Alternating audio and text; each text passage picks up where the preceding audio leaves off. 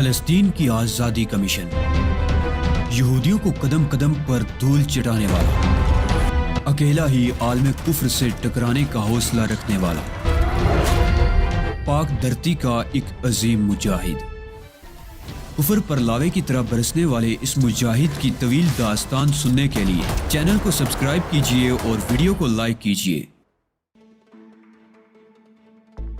چنانچہ رات کے آخری پہر جب میریا گہری نیند سو گئی تو میں خاموشی سے لینڈ روور سے نیچے اتر آیا۔ لینڈ روور سے تھوڑے ہی فاصلے پر درختوں کے درمیان جھولے باندھ کر میریا کے دونوں ساتھی سوئے ہوئے تھے۔ میں ان سے کافی فاصلے پر ایک سنسان جگہ پہنچ گیا۔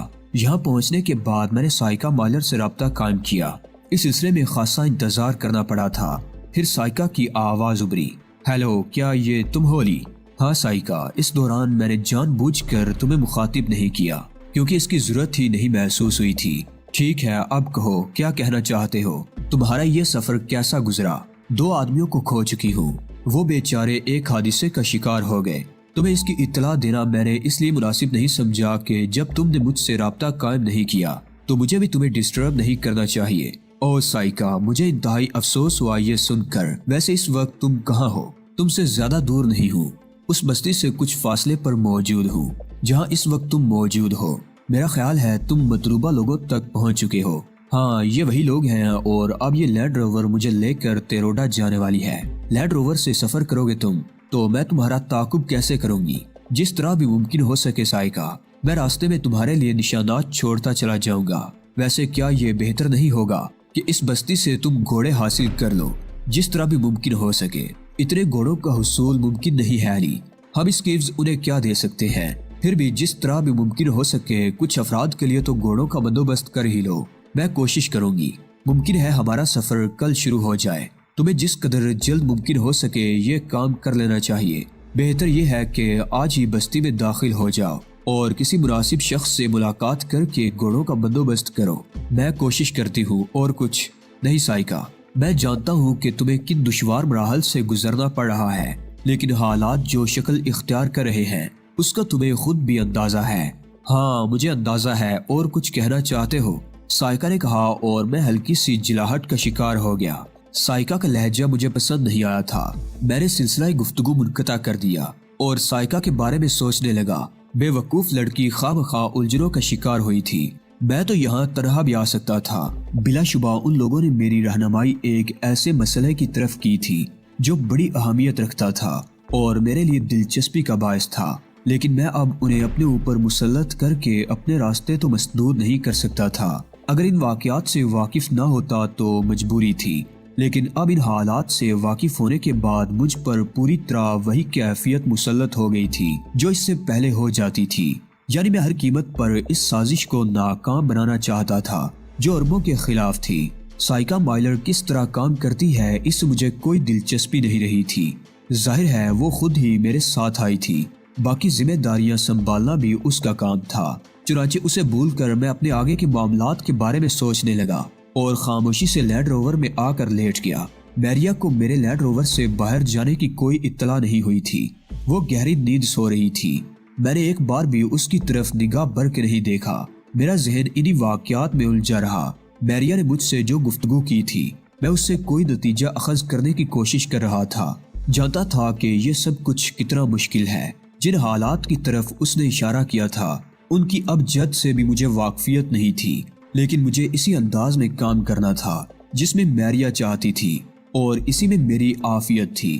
اس طرح میں تیروڈا اور اسٹیفن بارکوڈا کے بارے میں تفصیلی معلومات حاصل کر سکتا تھا اور اس طرح مجھے اپنے مقاصد میں کامیابی نصیب ہو سکتی تھی۔ دوسری صبح میری توقع کے مطابق میریا نے روانگی کی تیاریاں شروع کر دی اور آن کی آن میں یہ کام مکمل کر لیا۔ بدکوک سے شخص نے لینڈ روور کی ڈرائیونگ سیٹ سنبھال لی۔ بوڑھا آدمی اس کے ساتھ ہی بیٹھ گیا اور میریا پچھلے حصے میں میرے پاس آ بیٹھی۔ وہ شاید کم گو لڑکی تھی، آنکھوں سے ذہانت ٹپکتی تھی۔ میں نے اس کے انداز میں ایسی کوئی حماقت نہیں دیکھی تھی جو میرے لیے پریشانی کا باعث ہوتی۔ البتہ اتنا اندازہ ضرور لگا لیا تھا میں نے کہ وہ جیک کروشر سے اس حد تک متاثر ہے کہ اس کے پہنچنے پر وہ اس کی پیشانی چوم سکتی ہے۔ چنانچہ مجھے بھی اپنے رویے میں ایسی ہی لچک رکھنا تھی جس سے اسے کوئی شبہ نہ ہو سکے۔ لینڈ روور کا سفر خاموشی سے جاری رہا میریا کی کم گوئی میری معاون رہی تھی، چونکہ وہ ضرورت کی تمام باتیں مجھ سے کر چکی تھی، اس لیے اس سے مزید گفتگو کرنا مناسب نہیں تھا۔ مجھے اب صرف اتنا معلوم تھا کہ کسی 6 نمبر کو مجھے تلاش کرنا ہے، جبکہ نمبر 5 ہلاک ہو چکا ہے۔ نمبر 6 کی تلاش سے ہمیں کیا فائدہ حاصل ہو سکتا تھا، اس کے بارے میں ابھی مجھے کچھ معلومات نہیں تھی۔ جو سامان میں اپنے ساتھ لایا تھا، فائل، بریف کیس اور دوسری چیزیں، وہ سب میں نے میریا کے حوالے کر دی تھی، اور اب مجھے ان سے کوئی خاص دلچسپی نہیں رہی تھی، سوائے اس کے کہ میریا کے آئندہ اقدامات کا گہری نگاہوں سے جائزہ لیتا رہوں۔ تیروڈا تک کا پورا سفر لینڈ روور ہی کے ذریعے کیا گیا۔ راستے میں کئی چھوٹی چھوٹی بستیاں بھی نظر آئیں، لیکن یہ بے زر لوگوں کی بستیاں تھیں، اور ہمیں کہیں بھی کسی ایسی مصیبت کا سامنا نہ کرنا پڑا جو ہمارے لیے پریشان کن ہوتی۔ میریا کو شاید ان علاقوں سے پوری طرح سے واقفیت حاصل تھی۔ میری دلی خواہش تھی کہ کسی طرح لائن آف کروزل کی کسی ایسی بستی کو دیکھوں جو اربوں نے آباد کی ہے، لیکن لائن آف کروزل کی یہ بستیاں شاید ابھی یہاں سے کافی فاصلے پر تھی۔ اس وقت سپہر کے تقریباً 4:30 بجے تھے جب ہم ایک ایسی جگہ پہنچ گئے جو افریقہ کے اس پسماندہ ماحول میں ایک عجوبہ روزگار ہی معلوم ہوتی تھی۔ عام آدمی وہاں اس کا تصور بھی نہیں کر سکتا تھا۔ چھوٹی بڑی عمارتیں تا حد نگاہ پھیلی ہوئی تھی، اچھی خاصی بارونق جگہ تھی، سڑکیں بھی تھی، مکانات بھی تھے، قرب جوار میں ندیوں اور نہروں کے جال پھیلے ہوئے تھے، کھیتی باڑی بھی کی گئی تھی اور باغات بھی لگائے گئے تھے۔ غرض ہر لحاظ سے اسے ایک جدید شہر بنانے کی کوشش کی گئی تھی، اور افریقہ کے اس علاقے میں یہ انوکھا شہر واقعی قابل حیرت تھا۔ ایک سرائے نما جگہ پہنچ کر لینڈ روور روک دی گئی اور میریا مجھے ساتھ آنے کا اشارہ کر کے اندر داخل ہو گئی۔ سرائے نما جگہ میں ایک کمرہ اس کے لیے مخصوص تھا۔ اندر پہنچنے کے بعد اس نے کہا، ہم رات کی تاریکی میں اپنی منزل کی جانب چلیں گے۔ میں نے گردن ہلا دی تھی۔ بوڑھا اور مدکوک آدمی لینڈ روور لے کر کہیں اور چلے گئے تھے، پتہ نہیں کہاں۔ اس بارے میں نے کچھ معلوم نہیں کیا۔ میریا تھوڑی دیر تک میرے پاس بیٹھی رہی، پھر چونک کر بولی، تم کسی گہری سوچ میں مبتلا ہو جیک؟ نہیں، کوئی خاص بات نہیں ہے، بس تازہ واقعات کے بارے میں سوچ رہا ہوں۔ میں اندازہ لگانے کی کوشش کر رہا ہوں کہ نمبر 6 کو کہاں لے جانے کی کوشش کی گئی ہوگی۔ جس جگہ کا مجھے شبہ ہے، رات کو ہم اسی جانب چل رہے ہیں۔ تقریباً 7:30 بجے بوڑھا آدمی ہمارے پاس آیا اور عمدہ قسم کے 2 پستول اس نے ہمارے سامنے رکھ دیے۔ یہ پستول نہایت جدید ساخت کے تھے۔ میریا نے ایک پستول مجھے دیا اور دوسرا خود اپنے بغلی ہولسٹر میں لگا لیا۔ پھر تقریباً 8 بجے ہم وہاں سے نکل آئے۔ بوڑھا اسی وقت واپس چلا گیا تھا۔ میریا میری رہنمائی کرتی ہوئی ایک ایسے علاقے میں پہنچ گئی جہاں قدیم طرز کی تعمیر شدہ عمارتیں نظر آ رہی تھی۔ یہاں پہنچ کر میریا نے کہا، یہاں سے آگے ہمیں انتہائی احتیاط سے جانا ہوگا، کیونکہ غروب آفتاب کے بعد عموماً لوگ اس طرف نہیں جاتے۔ علاقہ کچھ سنسان سا تھا، غالباً یہ مقامی لوگوں کی کوئی قدیم آبادی تھی، اور اس آبادی میں اس جدت کا کوئی گزر نہیں ہوا تھا جو تیروڈا کو بسانے کے سلسلے میں کی گئی تھی۔ اس طرف زیادہ تر غربت اور افلاس کے مناظر نظر آ رہے تھے۔ کہیں کہیں دکانیں کھلی ہوئی تھی، لیکن بجلی کا انتظام نہیں تھا۔ مٹی کے تیل کی لالٹینیں جل رہی تھی۔ مجھے یوں محسوس ہوا جیسے میں صدیاں پھلانگ کر کسی قدیم الف لیلوی شہر میں پہنچ گیا ہوں۔ نیم تاریکی میں ہر طرف شور و غل کی آوازیں پھیلی ہوئی تھی، اور ہم قدیم افریقیوں کی اس آبادی کے درمیان سے احتیاط سے گزر رہے تھے۔ گلیوں، پلوں اور بازاروں کے پیچ و خم ذہن میں کسی طرح محفوظ نہیں ہو پا رہے تھے۔ نہ جانے کون کون سے راستوں سے گزرنا پڑ رہا تھا، اور میں سوچ رہا تھا کہ اگر ان راستوں سے تنہا واپس آنا پڑا تو یقیناً میں بھٹک جاؤں گا۔ تیروڈا ایک پراسرار الف لیلوی شہر کی طرح میرے ذہن میں محفوظ تھا، لیکن بدقسمتی یہ تھی کہ جس انداز میں یہاں داخل ہوا تھا وہ ایسا نہیں تھا کہ میں آزادانہ طور پر تیروڈا کی سیاحت کر سکتا، اس کے بارے میں اندازہ لگا سکتا۔ دور سے دیکھنے سے تو بہت کچھ محسوس ہوا تھا، لیکن ابھی اس کے بارے میں تفصیلات معلوم نہیں تھی۔ بالآخر ہم ایک ایسی جگہ پہنچ گئے جہاں ایک تیز رفتار اور اچھی خاصی چوڑی ندی بہہ رہی تھی۔ اطراف میں کوئی پل نظر نہیں آ رہا تھا، لیکن ندی کے کنارے چھوٹی چھوٹی کشتیوں پر روشنیاں ہو رہی تھی۔ میریا نے ایک کشتی والے سے ندی کے پار جانے کے سلسلے میں گفتگو کی، اور پھر مجھے اشارہ کر کے کشتی میں سوار ہو گئی۔ بلا نے تیز رفتاری اور مہارت کے ساتھ کشتی کھینا شروع کر دی، اور ذرا سی دیر میں ہمیں دوسری طرف پہنچا دیا۔ وہاں اتر کر میریا نے بلا کو کچھ رقم ادا کی، اور اس کے بعد آہستہ قدموں سے وہاں سے آگے بڑھ گئی۔ یہاں مکانات کے اطراف میں درختوں کے جھنڈ پھیلے ہوئے تھے۔ ان میں سے بیشتر مکانات جو ندی کے کنارے تھے اس انداز میں تعمیر کیے گئے تھے کہ ان کا کچھ حصہ ستونوں پر معلق ندی کے اندر تھا۔ انوکھی اور عجیب آبادی تھی۔ میریا نے ایک روشنی کی طرف اشارہ کرتے ہوئے کہا، وہ دیکھ رہے ہو جیک، یہی وہ جگہ ہے جہاں ہمیں پہنچنا ہے۔ بمشکل تمام ہمیں اس کے بارے میں معلومات حاصل ہو سکی ہیں۔ یہاں ہمیں کوئی بڑا خطرہ بھی درپیش ہو سکتا ہے، اس لیے تم جانتے ہو کہ تمہیں کس قدر محتاط رہنا ہے۔ کیا اس کی یہاں موجودگی کے امکانات ہیں؟ ہاں، شبہ ہے۔ تمہارے آنے کے بعد اس شبے کی تصدیق کرنے کا فیصلہ کیا گیا تھا، میریا نے سرگوشی کے انداز میں جواب دیا۔ اس کے بعد میں نے خاموشی اختیار کر لی۔ کسی بھی مسئلے میں بہت زیادہ قرید کرنا خطرناک ہو سکتا تھا۔ ممکن ہے کوئی ایسی بات منہ سے نکل جائے جو میریا کے لیے ہی تعجب خیز ہو۔ ہم اس مکان کے قریب پہنچ گئے۔ اوپر جانے کے لیے لکڑی کی سیڑھیوں کا راستہ طے کرنا پڑا تھا۔ اوپر ایک چوڑی سی گیلری بنی ہوئی تھی۔ ہم دبے قدموں اس گیلری میں آگے بڑھتے ہوئے اندر جانے کا راستہ تلاش کرنے لگے۔ مکان کی عقبی سمت ایک چوڑا سا پلیٹ فارم بنا ہوا تھا اور اس کے ستون بھی پانی میں اترے ہوئے تھے، لیکن اس سب سے ہمیں اندر جانے کا راستہ مل گیا۔ پورا مکان تاریکی میں ڈوبا ہوا تھا۔ صرف سامنے کے رخ پر وہ روشنی نظر آ رہی تھی جس کی طرف میریا نے اشارہ کیا تھا، لیکن یہ روشنی صرف بیرونی حصوں کے لیے تھی، اندرونی مکان پر اس کے بالکل اثرات نہیں تھے۔ ہم تاریکی میں آہستہ آہستہ آگے بڑھنے لگے، کوشش یہ کر رہے تھے کہ کوئی آواز نہ پیدا ہو سکے۔ اطراف کے مکانات میں روشنی بھی تھی اور باتیں کرنے کی آوازیں بھی آ رہی تھی، لیکن یہ مکان بالکل تاریک اور سنسان محسوس ہوتا تھا۔ اندر پہنچنے کے بعد میریا نے سرگوشی کے انداز میں مجھ سے کہا، یہاں کوئی آہٹ نہیں محسوس ہو رہی، کیا خیال ہے، کیا ہم ٹارچ روشن کر لیں؟ سب سے پہلی غور طلب بات تو یہ ہے میریا کہ یہاں داخل ہونے میں ہمیں کوئی دقت نہیں پیش آئی۔ ہاں، لیکن یہ کوئی تعجب خیز بات نہیں ہے۔ کسی کے فرشتوں کو بھی گمان نہیں ہوگا کہ ہم اس جگہ سے واقف ہیں۔ کیا تمہیں یقین ہے کہ نمبر 6 اسی جگہ؟ ابھی میں اتنا ہی کہنے پایا تھا کہ میریا نے ایک ٹارچ روشن کر لی۔ ہم جس راستے سے اندر داخل ہوئے تھے وہ ایک راہداری کی شکل رکھتا تھا، لیکن اس کا اختتام ایک بڑے کمرے میں ہوتا تھا۔ میریا نے کمرے میں روشنی ڈالی اور دوسرے لمحے اس کی حلق سے ایک ہلکی سی آواز نکل گئی۔ وہ خاموشی سے میرے سینے سے آ لگی تھی۔ تیز روشنی میں نے بھی اس لاش کو دیکھ لیا تھا جو کمرے کے عین وسط میں پڑی ہوئی تھی۔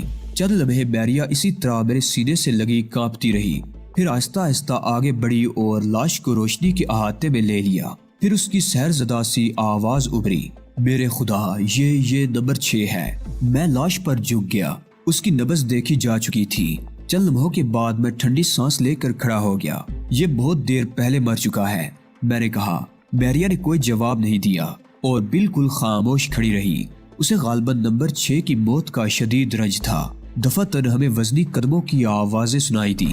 غالباً کوئی لکڑی کی سیڑھی کے ذریعے اوپر چڑھ رہا تھا۔ میریا ایک دم سنبھل گئی۔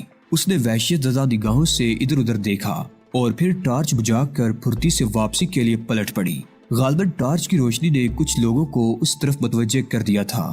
میں بھی برق رفتاری سے میریا کے پیچھے دوڑ پڑا۔ میریا نے سامنے کے حصے میں جانے کی کوشش نہیں کی تھی اور عقبی پلیٹ فارم پر آ گئی تھی۔ اس نے مجھ سے کچھ نہ کہا، جانتی تھی کہ جو کچھ وہ کر رہی ہے میں بھی اس کی تقلید کروں گا۔ اس نے پھرتی سے جوتے اتارے اور نیچے پانی میں کود گئی۔ اس کے علاوہ چارہ کار بھی نہیں تھا کہ میں بھی یہی عمل کروں، حالانکہ میرے لیے یہ پریشان کن لمحات تھے۔ یہ احساس بھی تھا کہ پستول پانی میں ناکارہ ہو جائے گا۔ ابھی سوچ ہی رہا تھا کہ عقب سے تیز روشنی پلیٹ فارم پر پڑی اور ایک ناقابل فہم آواز سنائی دی۔ پھر تڑا تڑ گولیاں برسنے لگی اور میں نے نیچے ندی میں چھلانگ لگا دی۔ ندی کی گہرائی بہت زیادہ نہیں تھی، لیکن دوسری طرف کی صورتحال خطرناک تھی۔ اندازہ یہی تھا کہ گولیاں مجھے دیکھ کر ہی برسائی گئی ہے اور عین ممکن ہے کہ اب پانی میں ہمیں تلاش کیا جائے۔ چنانچہ میں نے خود کو سنبھالا اور برق رفتاری سے تیرتا ہوا ان مکانات کی طرف جانے لگا جن کے ستون پانی میں ڈوبے ہوئے تھے۔